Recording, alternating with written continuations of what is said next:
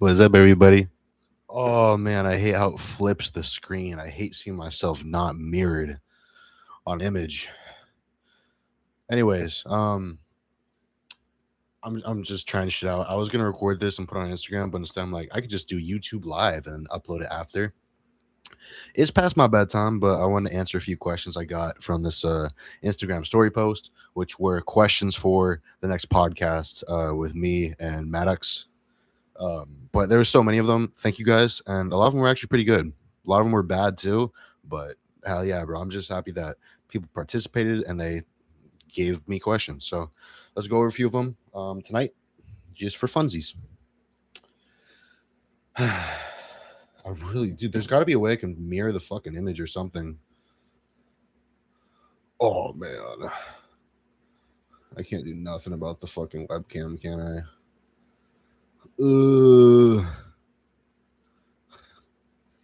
Whatever. Whatever. I look good enough, man. I look good enough. I look fucking tiny and I'm all like imbalanced from this. Whatever. Whatever. Anyways, let's get into these questions. A lot of good ones. All right. All right. From the hard gainer trainer. Shout out to you, bro. Fucking excellent coach. Super chill guy. He asked how to keep your PEDs old school and effective. And by that, I think what he meant is like what can you do to keep your cycle minimalist and effective?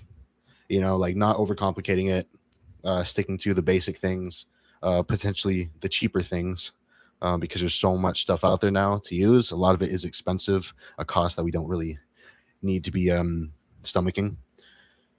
Man, you know this too well, but I think you asked the question to let me give my input.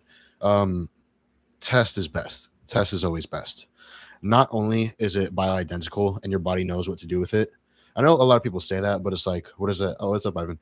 It's like, what does that mean? Well, there is a lot less to worry about, a lot less to manage, which you may disagree with because you're like, oh, well, you got to use an AI, at a certain dose to control estrogen, or like you got to use if hair loss is an issue for you, it's a worry for you. You got to use a DHT blocker because your DHT. In reality, man, test is probably the most innocuous when it's taken up to these higher doses. It is also probably one of the most anabolic, considering how well people can handle it, taken up to those higher doses. Use an AI if you want to,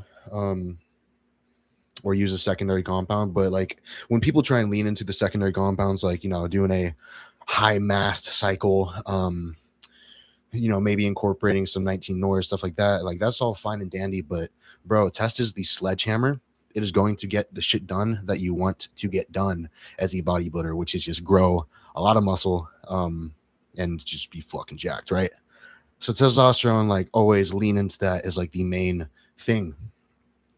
Second to that though, like if you did want to keep it minimalist, I wouldn't choose more than two compounds at a time. And then of course, like in different contexts, maybe if you were in a prep, of course, near the end there, you could throw in something a little special, like some orals, some Winnie, some Anavar, something like that. But if we're gonna keep it old school, as to your question, uh, pick one, EQ or Deca. I would much rather lean towards Deca if we have to pick one over the other. And like I said, with tests, I mean, if you got to use an AI, then do so. Um, that's my opinion, man. And then honestly, for the ancillary stuff like that, also keep it simple. Get some sort of a beta blocker. The Bivol would be ideal. It's so accessible now. Get a ARB, Thomasartan, so accessible.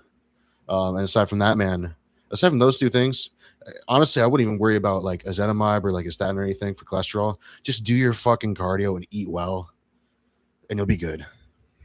That's my input on keeping it old school and effective. Okay. Dude, there's a lot of good ones. All right, I'm not gonna say names for all of these if they're gear related because I mean I just don't want to like out people just in case they don't want to be they don't want people knowing that they're asking about this stuff. That is no better. Oh my lord. It's fucking dark.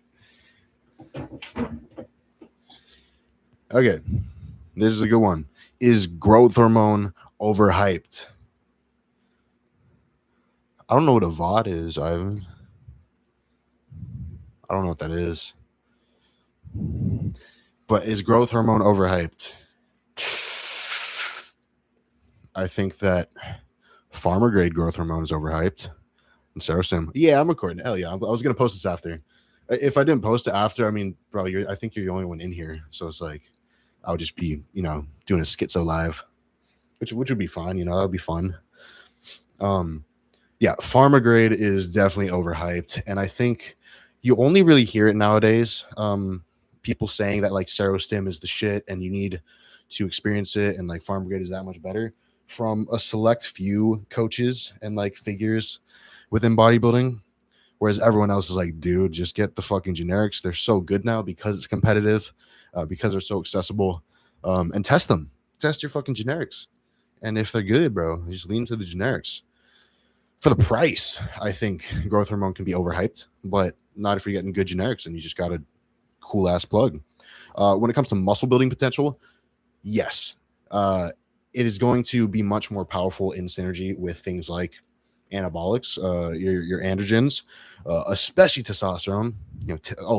Old school and effective cycle. Circling back to the last one, test GH and some DECA. There you go. But it's going to be much stronger in synergy with testosterone and insulin. That is when growth hormone really shines as an anabolic agent, like a muscle builder. Other than that, honestly, I would say growth hormone is more of like a very slow burn for just better long-term growth through like indirect ways. You're going to stay leaner.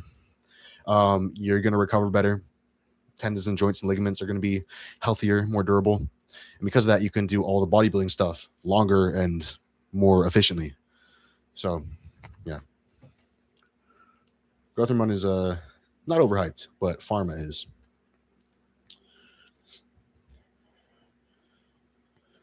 Okay, so there was one from Trayton. What's up, Trayton? Thoughts on aggressive cuts. And then I also saw there was another one, which was, it was actually on extended cutting. Thoughts on negative effects of longer cutting phases, 6+ months for 16 to 20-year-olds. Okay. So I'm gonna start with like aggressive cuts, and I'm just gonna keep it focused on like regardless of age. Aggressive cuts are the way to go for a lot of people. I think you got to get it out of the way and just get it done. And once you do so, everything after that, fucking figure it out from there. If you can go into it with a plan for after, awesome. But bro, most people, they just need to rip fat off.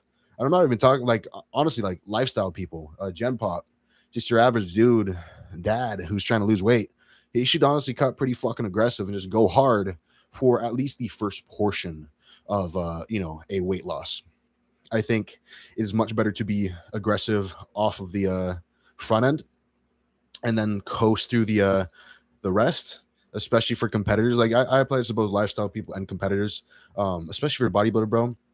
When you still have the higher body fat, you have the energy, you have the food, it's high, fucking just rip it. Like go crazy with the cardio, do a big calorie drop, throw in your fucking lipolytics, and pull a lot of fat off fast because you have the privilege to do that. And then from there, get yourself refeeding as soon as possible. That is my preference of like going about things. And that's kind of what I've done during this past, like the Chud shift, you guys saw how fucking fat I got. And it's pretty awesome because you can just kind of like get back to it. So I'm a fan of aggressive cuts. In your context though, knowing the person who asked this, maybe I think you need some guidance though when it comes to that, and from a good coach. Not trying to throw shade, but there's just you heard me talk about it the other day. And yeah, to thoughts on negative side effects of longer cutting phases, 6+ months for 16 to 20-year-olds. Bro, I mean that's kind of what I did, except I did it even a little younger. My initial weight loss journey, which started when I was 13, I was quite literally just like vaping to curb my appetite, hitting my auntie's box mod vape, smoking weed, and just like chugging water until like I got sick. I don't know why, but like the first few weeks, I was like, this is what I got to do to lose weight. I would chug water until I got sick. Um, but like I just wouldn't eat. And then if I did eat, it would be at the end of the day. And I'll just do like, I would do so much protein oatmeal. I still love protein oatmeal with peanut butter. Oh boy. But like that would be my go-to back then. The thing is, it does do a little bit of damage acutely to your hormonal health. And when you're a growing and developing person, you don't want to be doing that chronically. So if it's for a short exposure, it's not bad. But like you're saying, extended time, like 6+ months, dude, I wouldn't go longer than like 4 to 8 weeks as a young person in a severe or like aggressive deficit. I would lean more into activity, cardio, lifting, and also really aiming through diet to get all of your micronutrient needs, especially B vitamins, vitamin K2, have lots of dairy.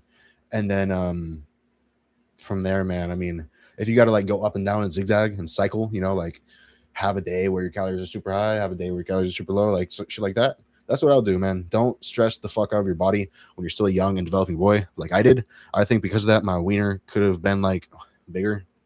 And that sucks to know, you know, it's just like, fuck, bro. Every inch counts. But it's the motion of the ocean. So it's like, it's okay. So if you want to cut for more than 6 months as a young boy, just remember it's the motion of the ocean.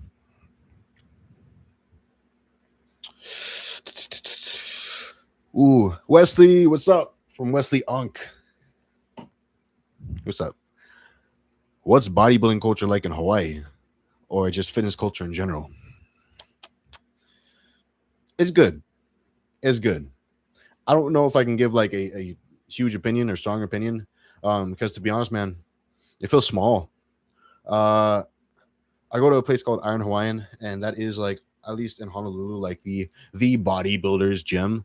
And back in the day, like the owner of it, Mark Canolio, he had a lot of cool connections. Obviously, like Arnold used to come here a lot back in the day.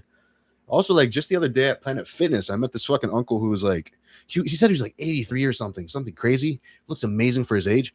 But we chat so long about he saw me doing some underhand grip rows, and he was like, "That's old school." I'm like, "Yeah, bro, I love it."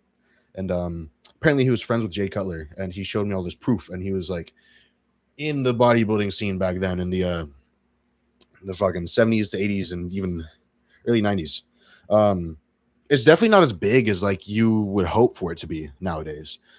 We have a lot of dark sport guys, but even then, it's like maybe 3 when I say a lot. But environment wise, I mean, bro, it's so, I don't know if it could get any better because you don't have to deal with the fucking people like California or Florida, but you get the paradise weather. Mostly, it's also we just got hit by a hurricane, but you have the beaches, you have the sun, you have all the fucking amazing, kind, respectful culture and people and food, bro. The food, oh, and lots of fish and rice. So like you can make it work, you know. It's also really easy to get fat, but it's also easy to get lean because there's lots of fish and rice and lots of sun and beaches and like, bro, it just feels good to be outside here. So in that sense, it's great. But actual bodybuilding scene wise, like the people and everything, is pretty small. Pretty small. Okay. There's a lot of good ones, man. All right. From my boy, I'm not going to name him. What are your thoughts on injectable YK11? I know you're not a SARMs fan, but just curious. You know, I'm not a SARMs fan. What if I'm a huge SARMs fan? In fact, I go for the SARMs every year at the steroid bowl. That's such a shitty joke.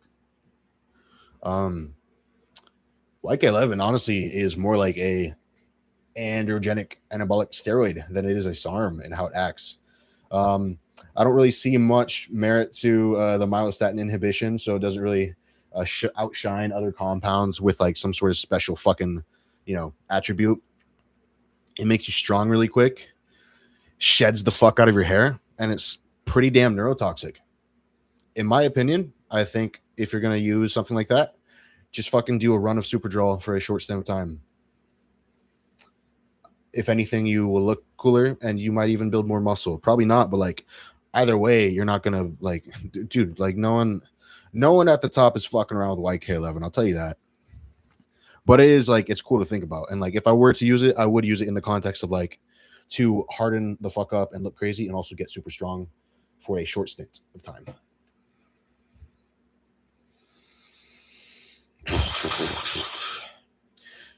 All right, from Noble C. Brown. Noble Brown. That's better than the, I mean, although there is the humble Brown and the egregious Brown, the gluttonous Brown, the sinful yellow. Creatine timing with carbs / OJ / dextrose versus just water. Any difference in absorption / results? Yeah, man. So you're gonna get a insulin response from carbohydrates, and that is going to help shuttle creatine into your muscles. So you're gonna get a little bit of better absorption, but I mean, you could just do it with straight water. Creatine will always be better absorbed with food, though, specifically carbohydrates. And that's how I do it, man. Like I have a lot of people for their intro workout. I literally have them do 8 to 16 ounces of orange juice with creatine and table salt.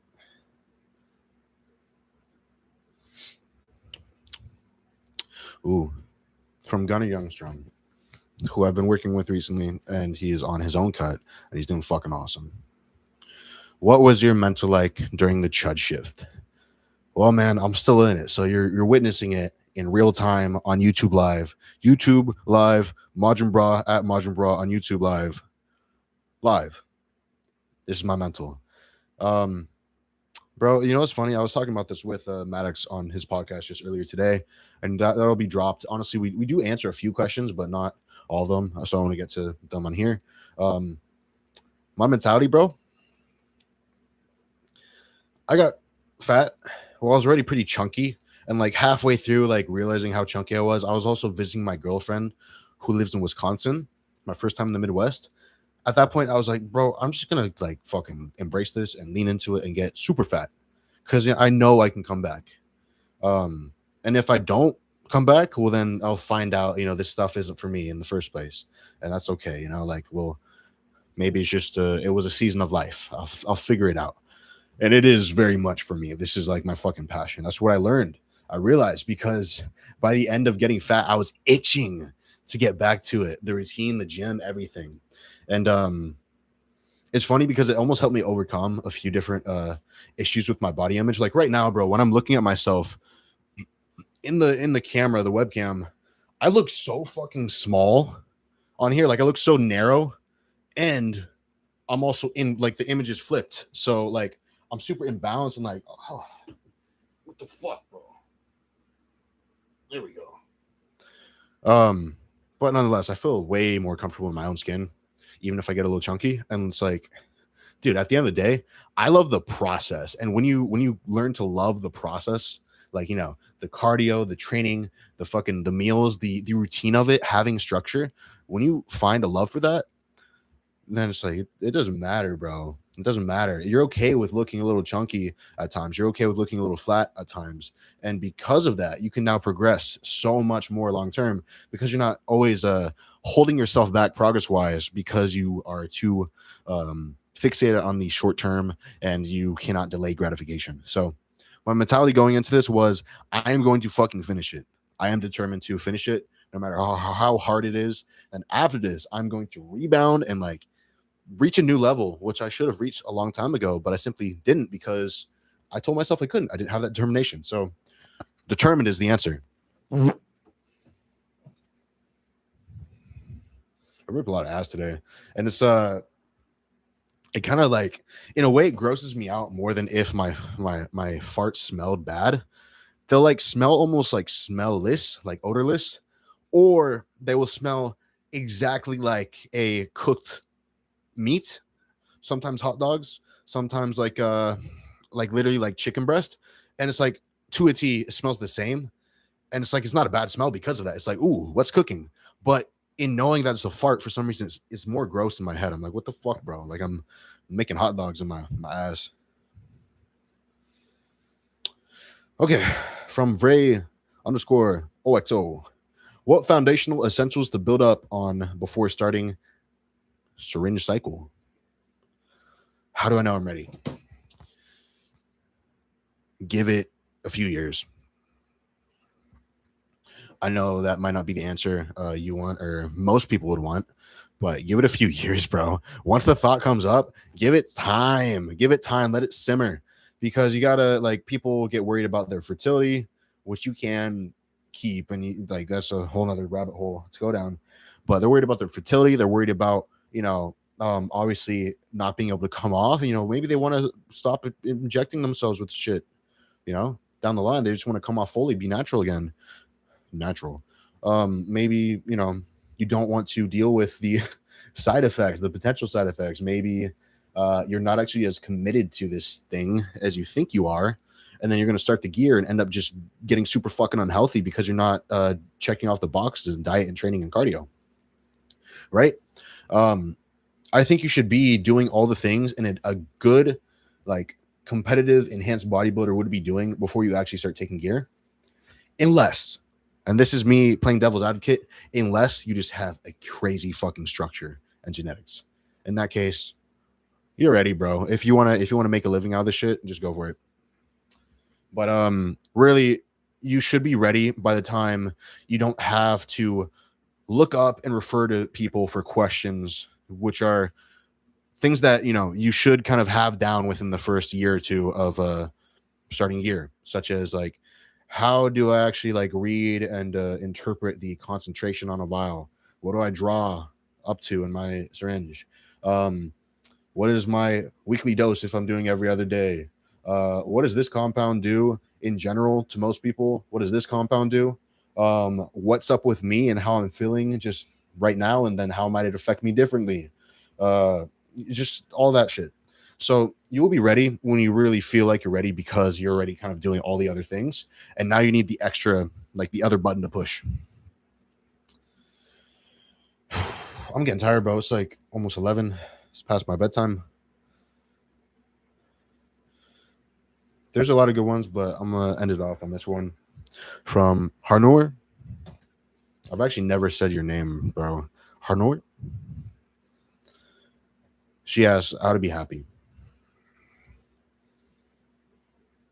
I get the feeling from our interactions previously that you do struggle with being happy, or you struggle with being happy in yourself and probably in the world around you, because, like, the world is fucked up, and we also get fed so much more of the fucked up things with social media. And I mean, that's how I know you, through social media. So you probably get a lot of shit.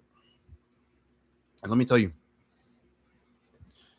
to be happy, it really is just a decision, because it's how you perceive the world, and our perception is kind of like a thing we can willfully change. It's just a matter of zooming out, stepping back, and then really just ingraining whatever it is that, like, we want to see, because the things we want to see, we will see them. I really recommend that you begin praying, even if you're not religious. Just try it. Just try it out. Pray for forgiveness for all the shit that you've, fucked up on. And again, even if you're not religious, do it because subconsciously that stuff is held there, and you feel guilt about it, and it weighs on you, and you shouldn't be feeling that. You deserve forgiveness. And from that too, like, pray for the strength to get through hard things, the determination. Pray for determination and knowing that you will still end up being capable of love and happiness, no matter what comes your way. It really is just like a determination thing, and, like, perspective and all that. And I know, like, this is like rinsed and recycled, and people always say the shit. They say it all in different ways, but that's what it's about. Like, dude, no one is coming to save you except for the Lord. And if you don't want to believe in that, well, then you got to believe in yourself, because you can save yourself. Put less of your own shit onto others, and put less weight onto others for them determining how you feel. The way they act should not determine how you feel. You always get to choose, you know, how you feel, how you react to the world. So like you're in control, bro. And when you think about it, it's pretty fucking awesome. So like, just like don't be sad, bro.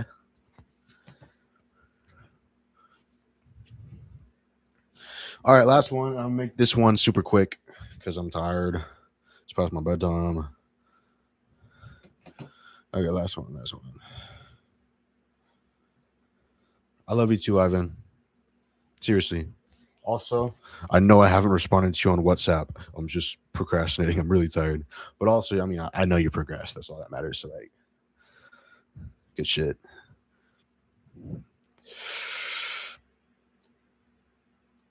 Okay, I'll do this one. From Gabriel Lynch AM. Gabriel Lynch AM. Shout out you, dude. Thank you for being a supporter because, like, I interact with you quite a bit and I notice you show me support. Shoe and clothing go-tos. Ooh. Man. You know, I would say I'm not a good person to ask, but I actually am a good person to ask. It's just that like I stopped caring enough to really put on fits myself, especially after like everyone else kind of got on the vintage shit and like even using like the VHS cameras and stuff. Like I had something cool going. It was like me and my friends. That's what it felt like at least. And then everyone's wearing that shit, doing that shit. But for me, bro, 90% of my closet is thrifted.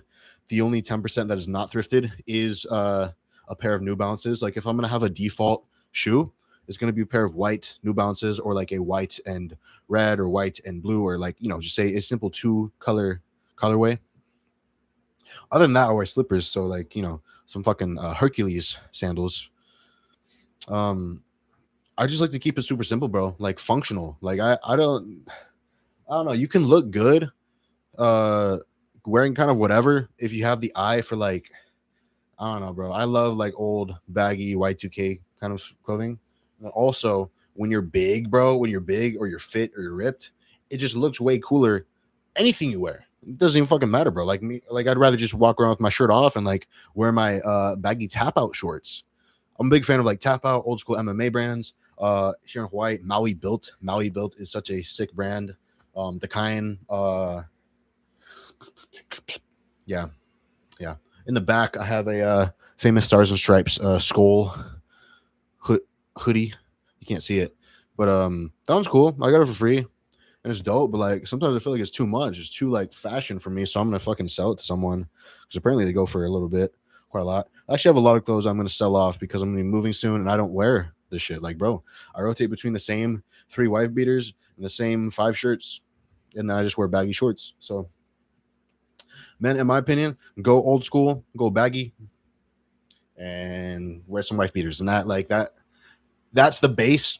The rest of it, the actual fashion comes from like your face and your fucking accessories and how you carry yourself and how jacked you are. You are the fashion. Anyways, guys, I'm freaking tired. I'm gonna get some sleep. And first I'm gonna drink another caffeine-free Diet Pepsi. Wait. Oh wow. Wait, so this is what I actually look like. It's not mirrored. Damn it, bro. Yeah. I love you guys. Hope you all sleep well or have a great, wonderful morning. God bless you all. And I'll probably do this again. This is actually really chill because like it feels like I'm talking to a friend or friends. Hit me with more questions in the comments and all that if you want, or hit me with questions whenever I post my story and I ask for questions on Instagram. And that's that. Support underground lifting. If we can even define what that is anymore. These fucking posers. And God bless. Peace out. Shoots.